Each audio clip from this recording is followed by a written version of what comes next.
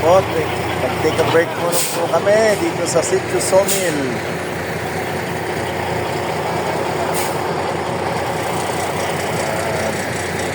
Going po kami ng Sitio Pisapungan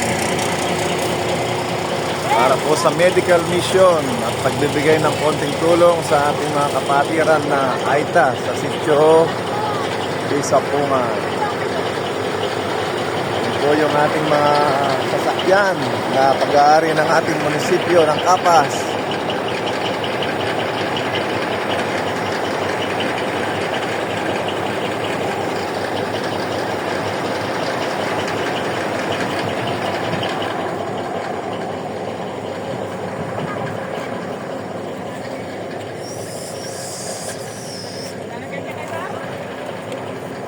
Oka, kamusta na ka?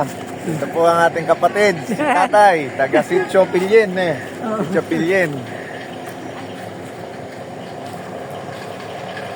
Dari kanya pili ay tiya kong bebo. Ay, ito na pala si Commander. Ay, ito po ang Commander dito sa Sitio Pilyen. Yan, Tatay Bebot. Yan, kamusta na ka? Ay, Masigang ka ba? Yan po, long time no see po kami ni Tatay Bebot nagkita. Ngayon dito lang kami nagkita sa Sitio Pilyen. Kaway-kaway ka dyan, Tatay Bebot.